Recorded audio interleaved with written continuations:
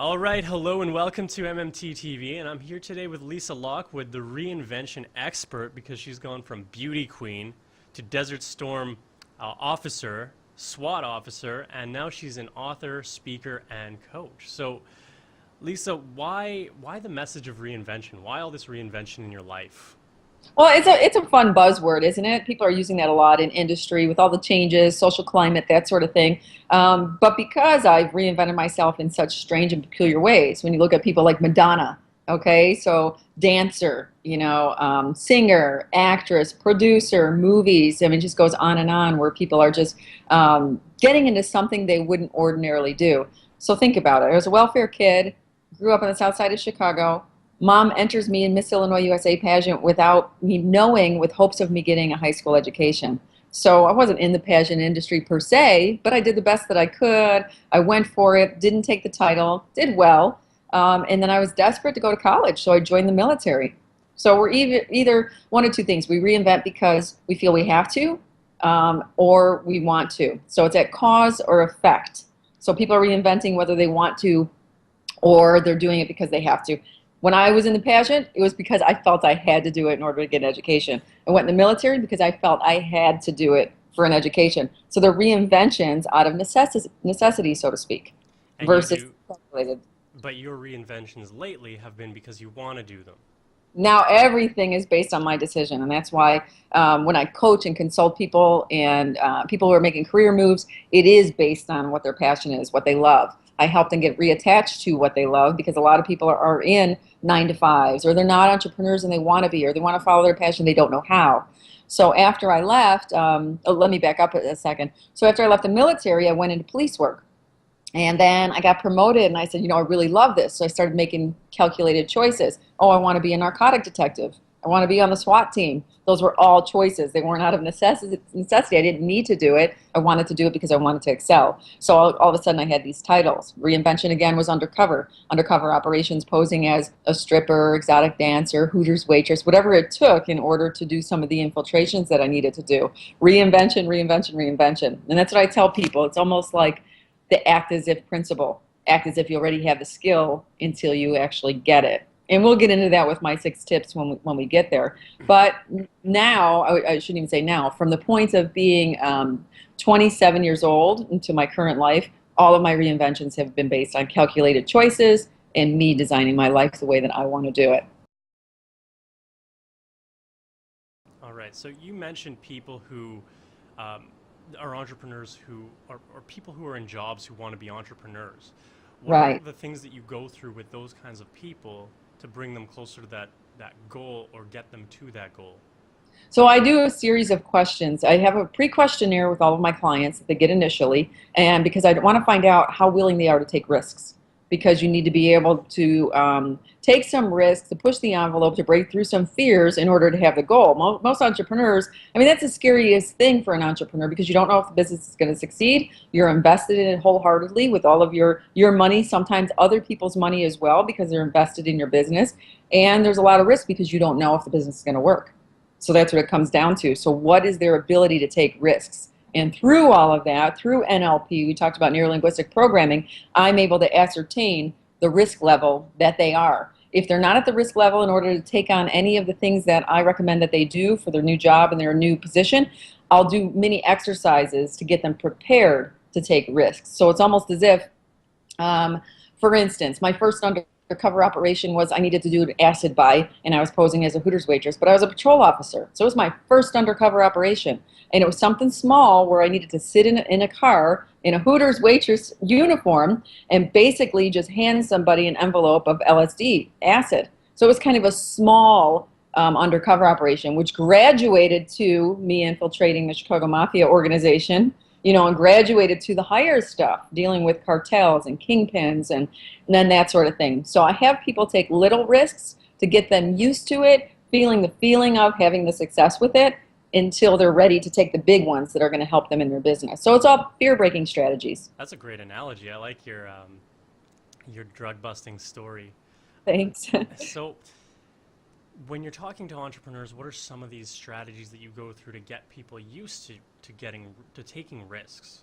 So they're basically exercises, and it depends on where they are and who they are, male, female, what age they are. I'll have them do things that are just out of their normal character.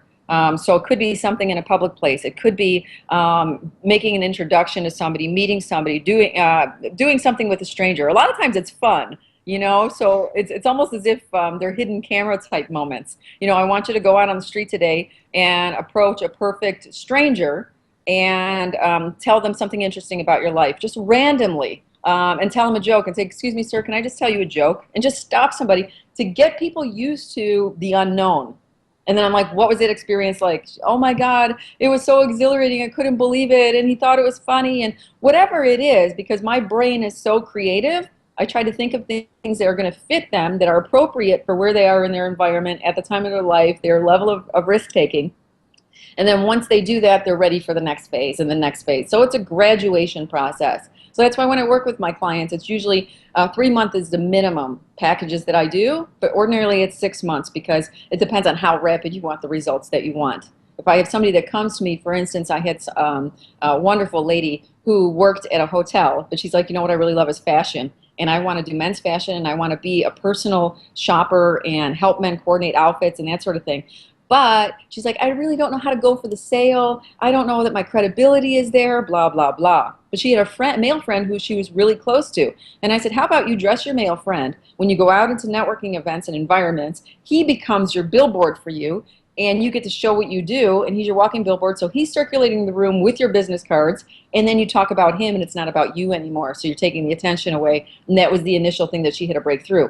Once the attention was not so much on her, but what her deliverable was, it became easier and easier. And then she was known as, "Oh, that's the girl who dresses men. That's the girl who does this. Oh, I want her. Oh, my brother can use you." And it goes from there. So there are a myriad of ways to do it, and I meet people where they are and find out how far I can push them. Because if I push them too far, Shaun, honestly, they'll leave. And I've had clients leave because they said, "You know what, maybe I'm not cut out for this." They'll leave and they'll come back a month later because they realized that they were up against their own personal barrier.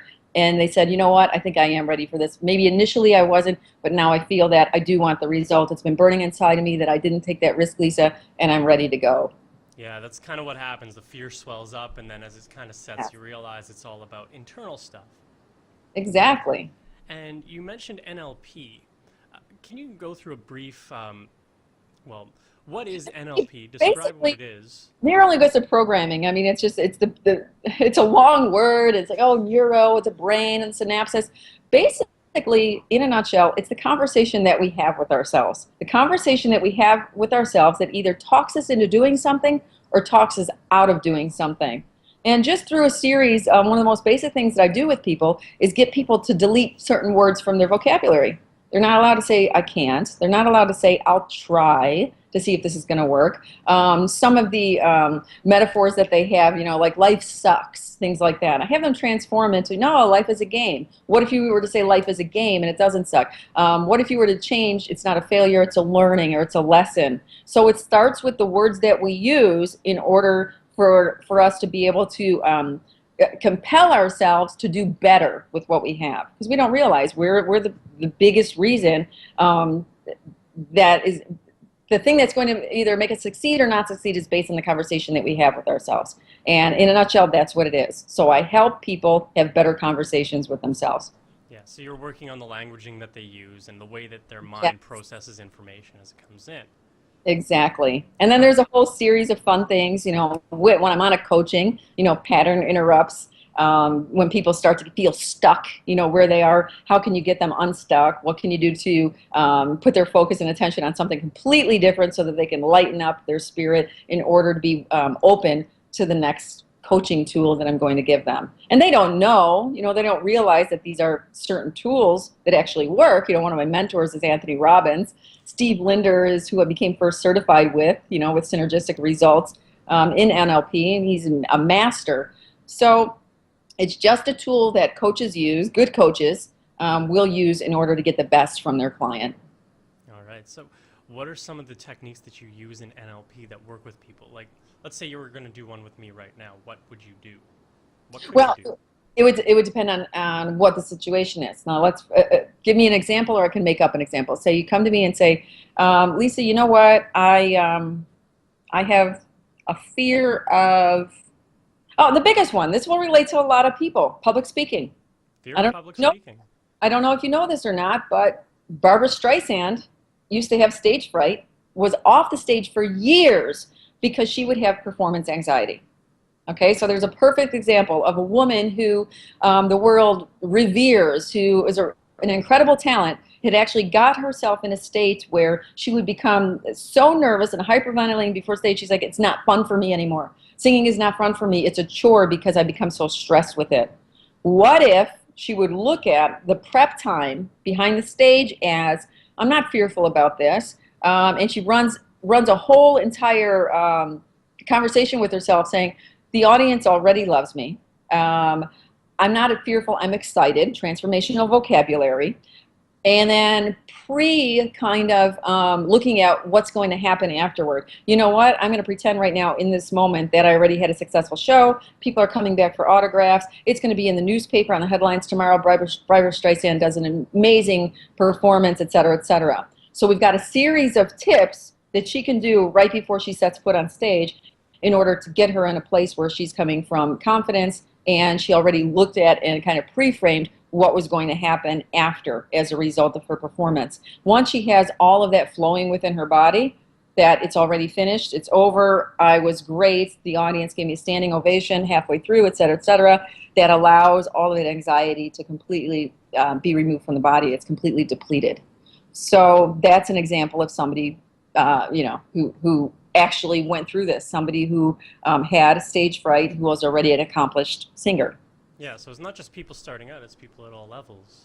That's right. That's right. So I wanted to talk about your process into becoming an author, and what was that like for you? What was your transition? It was so exciting, and I talk about that in my new book, Reinventing You, that's going to be coming out late spring.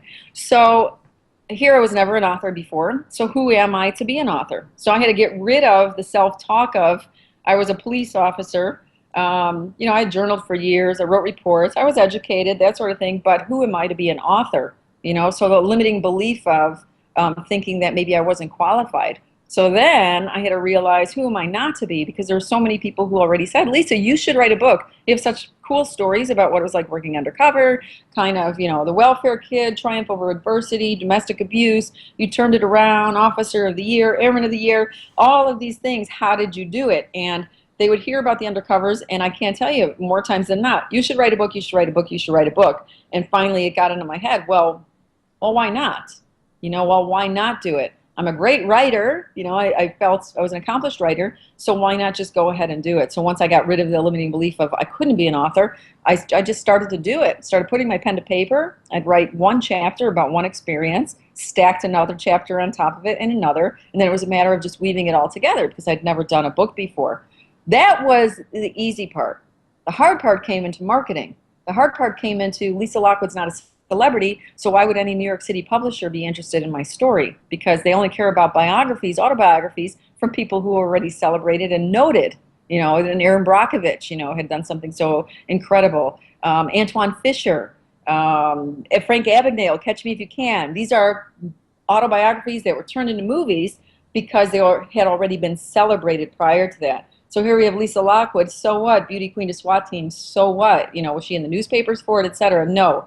So I had to contend with marketing myself in a way to get media interested. Then I had to self-publish because mainstream publishing in New York City wasn't interested because I wasn't a celebrity. So I said, okay, so that's how this process works. So I need to be a celebrity. So how do I be a celebrity? I need to get on television. How do I get on television? Did some research, found out Robert Kiyosaki was self-published, had a ton of books in his garage for Rich Dad, Poor Dad, didn't know how to market himself, used exactly what I heard him in an interview, and I heard him say, you know what, I had a garage full of books. I couldn't get in bookstores because I was self-published. It had a stigma at the time. What do I do? So what he did is he called up a local television show and he said, listen, I'm going to be doing a book signing at Borders on this date. Would you like to interview me? They said yes. He didn't have a setup with Borders and a book signing setup. So he called Borders and said, I'm going to be on local television. Would you like to host me for a book signing and I get to advertise the store? They said yes. It absolutely worked. So I used the exact same strategy when my book came out. I was going to Vegas for business with my former husband. He was there for business, and I said, how cool would it be to do my first book signing in Las Vegas? And it was a month out. Called up the bookstore, and I said, I'm going to be on local television radio. I didn't say which channels. I just blanket said, I'm on book tour. This is my story. Here's a copy of my book. Sent everything in an email. Who's in charge of booking book signings? And they said, sure, we'll have you. Then I called up local radio, and I called up the television stations. And Lisa Lockwood was doing a book signing at Borders in Nevada, etc. And then it went from there. Literally got on my first TV show with no publicist whatsoever, and did it just based on what Robert Kiyosaki had said. So you kind of learn the process. So that was the birth of Undercover Angel, and then what came after that was just incredible. I was on national news within a month after national television, The Big Idea with Donnie Deutsch, within a month of my book coming out. That allowed sales to soar, notoriety to soar, and other people were like, oh, so you were on this big show. Of course we're going to have you on local television in Los Angeles and San Francisco and Chicago, New York. And then I started getting more and more bookings, more signings, and then the impetus of the whole entire speaking, people wanting to hear the story had started, and hence a new business was born. Yeah, so what about your story? You have a great story, and is that part of the reason why your book signing or your media was so successful in the beginning there?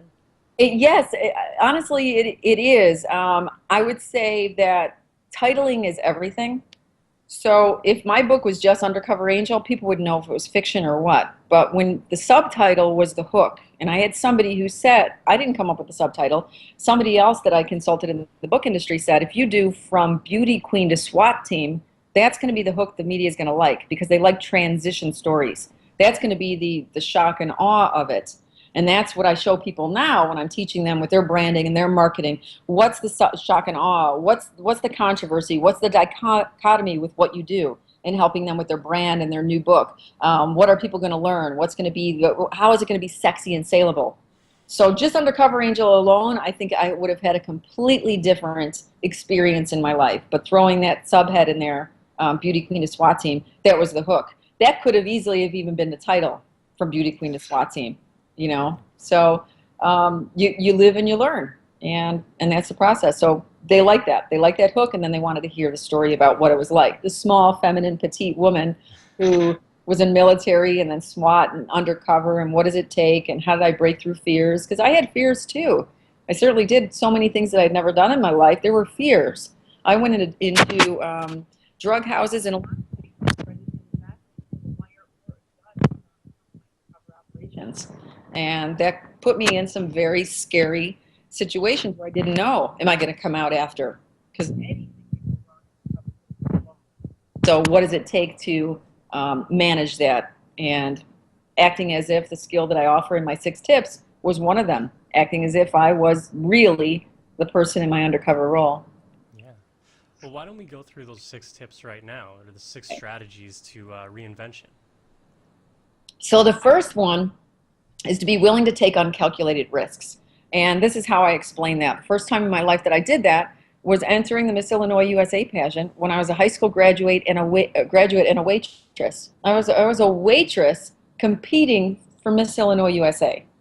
I mean, I was on welfare till I was 18 years old. Mom entered me without telling me, and I could have said, no, I'm just a poor kid as a waitress. Why would they consider me? And I could have had that identity, but instead I said, they accepted me. I was accepted to compete based on the knowledge that they knew I was a waitress and I was a high school graduate, so why didn't I give it a shot? When I arrived, I realized I really was a fish out of water, but I still used, the act as if principle, which will come later. But I took that first step in an uncalculated risk, and because of that, that set me up for more in the future.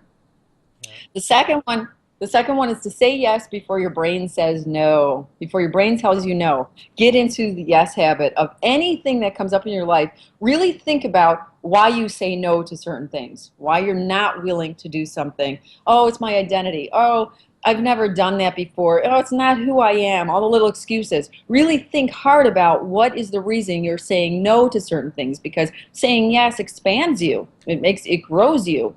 So I teach people to get in the habit of, anytime they're about to say no, interrupt the pattern and say yes. Even if you change your mind later, just that step of saying yes and living with that feeling inside your body of everything that's welling up, and you're like, I can't believe I just said yes to that. That's the beginning phase. Third one is the act as if principle. Acting as if you have the skill until you have it. Just like an actor studies for a role in Hollywood, anybody that takes on another character, another identity, they study, they get into the environment, and they become that person. You know, if I were to tell you right now, Shaun, I want you to go out in public right now with an interview mic. Well, that might not be a stretch for you. Interviews. No, I want you to go out in public right now, and I want you to wear an electrician outfit. And I want you just to ask people if you can offer your services at their house, and if they need any kind of electrical wiring, blah, blah, blah. And you have to be confident and make them believe that you know everything about electricity. Would you be able to do it? Yeah, I could go out and do that. I'd have fun doing that. You know, so it's just something that's completely different from what you would ordinarily do. But it's just like acting. So you have to get in your mindset that all I'm doing is acting right now. I'm just having this moment where I'm on stage, I'm an actor until I get the skill, right? Then the next one is to go become thick-skinned. Oh my gosh, become thick-skinned. Not caring what other people say about you. That's the most important thing, because we take so much to heart. Our friends, our family, the people who are the discouragers, you know, that are naysayers. Oh, you can't do that, or why are you going to do that, or trying to pull you back, or you're not qualified. Me, when I had the belief that who am I to be an author, all of those things, you know, become thick-skinned. There will be tons of people who will reject your process. When I was going for SWAT, there are no women on SWAT, you know, you don't belong there, Lisa, you're small-framed, et cetera, et cetera. But I just refused to go for that. And I became thick-skinned, and I didn't allow any of their naysaying comments to permeate me. It was like, I'm ready for next. I think that's one that a lot of people struggle with, including myself. So what would you do, or what do you say to people who are having a hard time not taking those kinds of things personally? I'll give you a scenario, because this is I can only give you what has worked for me. When I was a police officer and I was going for the SWAT team, there were rumors around the department. You know what? They'll probably put her on as the token female, not because she's qualified. Oh, you know what? I know one of the supervisors has a crush on her. They'll probably put her on because she's attractive. Oh, you know what? They'll probably put her on because, you know what? I think secretly she's having an affair with so-and-so. So there were all these things that were complete lies that other police officers that were my friends would report to me, the grumblings that was happening, that, oh, she would only get the position because, not based on her skills. I would see these people in the hallway. I would smile at them, because anybody that's trying to tear you down, a lot of times it's intentional, it's vengeful. They want to hurt you. If they don't see you hurt, you've taken the wind out of their sails. So when I would see them, it was almost the Jesus that turned the other cheek. I'd see them in the hallway. I'm like, you know, hey, Joe, how's it going? Hey, so-and-so, blah, blah, blah. And they're like, ooh, you know, because it was hard for them to be mean when somebody has a light spirit and they're optimistic and they're not allowing the negative to get into their body. So the turn the other cheek attitude. You know, did I feel welled up and steamed, and did I approach some people? There were a few people that I did approach. Hey, I heard you said some things about me. Do you really believe that's true? Because I'm an assertive person, and it's no issue for me to do confrontations. But even in the confrontation, there's not a lot of anger and rage. Hey, I heard that. Really? Did you tell so-and-so this about me? And one of them said, yes, it's actually in my book. He's like, yeah, I did say that. And I'm like, wow, you really believe that? Yeah, I do believe that, because he wanted the position and he didn't get it, and I beat him out. And I'm like, well, too bad for you. Good luck, you know. We'll see you at the boards and see what happens. And that was it. He saw that I wasn't affected by his comments, because that is the goal of people when they're doing that. They want to tear you down a bit. So optimism was the switch for me. Then going against the current is my other tip. Going against the current, doing something that you wouldn't ordinarily do, just like, you know, salmon swimming upstream, the whole deal. Going against the current for me was, there were a lot of examples. I was the only female in my male squadron when I was in the military, heavy equipment operator. I had a supervisor who would not put me on big rigs. Everybody was at my level was being trained on big rigs, and they put me and banished me to a wash rack for an entire year. All I did was wash and wax vehicles, trucks and buses. And this supervisor, it was a female, by the way, who just didn't like me. So I had to deal with not getting, you know, promoted to the other equipment, etc., for that year. I made the best of that year. I did everything that I could to make the wash rack the fun rack.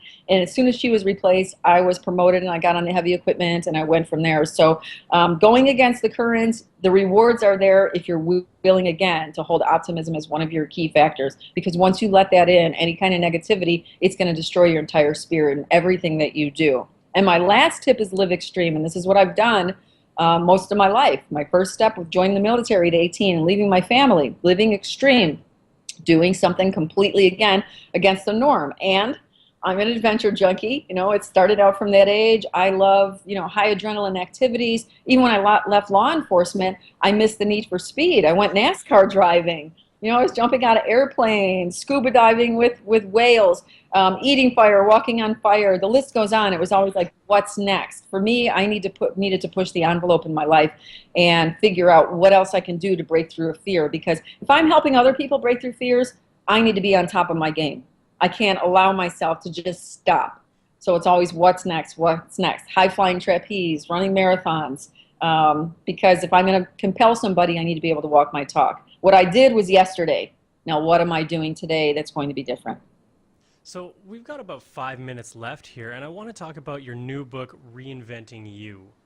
Yes, Reinventing You is basically, it's an action plan to help you with your next reinvention. So it's a 10-step program with how do I take the steps in order to reinvent into the person that I want to be. And it's not even so much the person or the mindset, it's also geared toward your dream career, your passion. Why are you not doing your passion? What's preventing you? I was interviewed on the Steve Harvey show, and the topic was the top 10 worst jobs in America. According to Forbes magazines, 2/3 of Americans are unhappy in their jobs. So I was allowed to come into the show and talk to 3 people in the 3 top worst jobs. One was private security, one was nursing, and the other was teaching. And they just weren't happy anymore. So I had to help them become happy in their current position, be happy in that position while they're seeking to do what they love. Because you can't do what you love if you're miserable every day in your day-to-day. Does that make sense? That makes a lot of sense. So it was a matter of doing that. So I've taken some of the keys and components that I shared with these 3 people to help them with their reinventions in their new careers in order to do that. How can you make your current work environment the best environment while you're seeking your entrepreneurship, your new career, whatever it is? And they're able to figure out ways to do that. So if anybody's unhappy in their current lot, they're in a job because they feel they have to be in a job to pay the bills, to pay the mortgage. Well, Lisa, I have children. I hear that. I can't just leave. I'm not compelling people to leave their job immediately. I'm compelling people to make the best of their current job as they seek and put the tools and strategies in place to get what they want. And there's a huge majority of people right now that say, I want my own business. Entrepreneurs are being born every single day, every minute. New jobs, new careers, things are being created that have never been created before. I'm teaching an entrepreneur course at Columbia College. It's an art, entertainment, media class, and these kids are in fashion, music industry, the list goes on. So they're realizing that entrepreneurship is where it is. How do I, turn my life into not just the artsy side of it? I need to become a businesswoman. So I help them with that as well. Yeah, you need those creative skills and the technical skills and the business knowledge. Yes. So I wanted to leave people with an action step, but you really mentioned something that I really love here, and that is, why aren't you doing it now? So what's one action step that people can take to identify why they're not doing their dream career, job, business? They know why they're not doing it. They know. So when I speak to them, it's already inside of them, and they put a myriad of excuses on why not, and they'll use things up. I have to do this job because of medical benefits. I have to do this job because it pays the mortgage and the car payment. I have to do this job because I'm supporting my kids. I have to do this job because it's where I live, and what I want to do, I would need to move to another state, and how do I uproot? So it's all those little excuses that they're using as the reason. And all they're doing is they have their guard up because they're afraid to take the step to do what they love, because they don't have enough faith that doing what they love is going to compensate them the same way their current position is, and or even make them more money. Because nobody's willing to take that step until, I'm not really willing to go over there unless I have exact salary or more.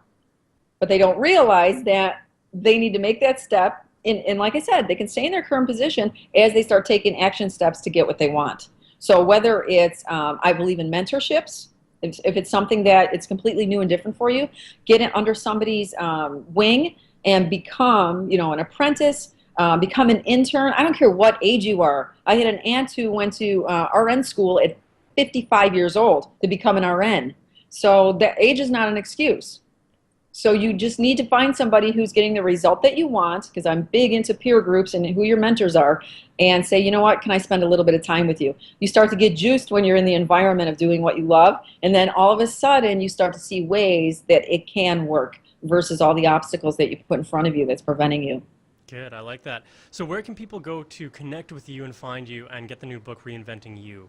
It's as easy as lisalockwood.com. So All right. lisalockwood.com, Twitter at Lisa Lockwood. I'm on Facebook too. Would love to hear from you.